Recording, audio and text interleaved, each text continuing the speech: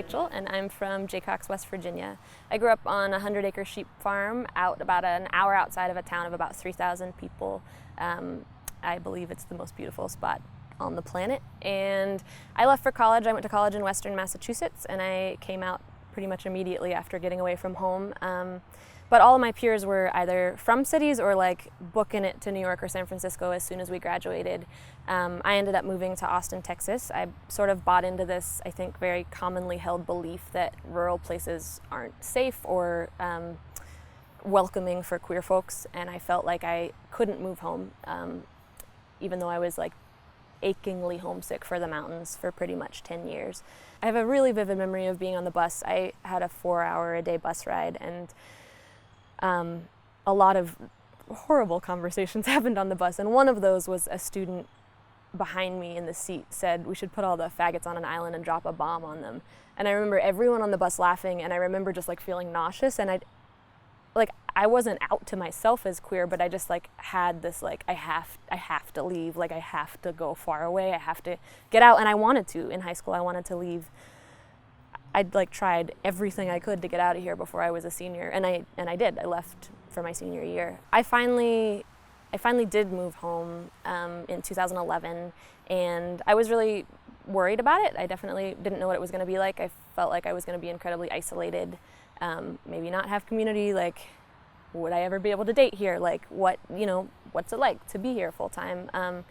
And I've largely found that like there are rural queer folks kind of all over the place who are not only surviving, but they're thriving either in the communities where they came from or into chosen communities they've moved to. And I think there are like unique challenges to being queer in rural places, but I also think there are really unique sort of like joys to it, right? And I think for some queer folks who grow up in rural places, like they care just as much or more about, for example, the mountains where they were raised, or, the plains, or whatever landscape it was, or sort of like traditions and histories around farming, or different things that are happening in rural places that as they do about their queerness. And so for me, moving home, I found a lot of that within a sort of Central Appalachian youth network, and found a lot of young people who are sort of fighting that urge of like the brain drain that happens a lot in Appalachia, that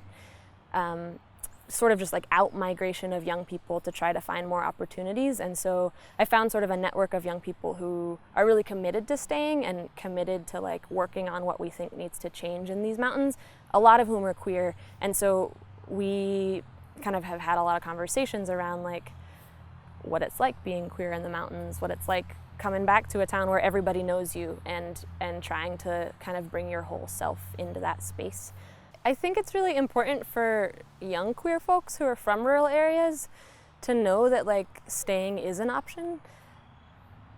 Sometimes I think leaving is really important, if you can, right? But like some young people don't have the choice to leave, and like what are they supposed to do, right? If like they live in a place that's like incredibly isolating as a queer person, like where they never see representations of people in media who are queer like them and are like super proud to be West Virginian like them. Like, where are they supposed to find like examples of themselves, right? And I think that actually like there are all sorts of rural queer folks with like amazing different types of experiences, whether like positive or negative, like incredibly diverse queer people all over the United States who are choosing to stay or don't have the option to leave. And like I think our stories really need to be told. I think our faces need to be seen. I think we need to be visible. I think we need to not be silent anymore, so that young people know that it's like fine if they want to stay, if they are queer and like maybe want to go to a Pride March sometime, but like really just want to take over the family farm,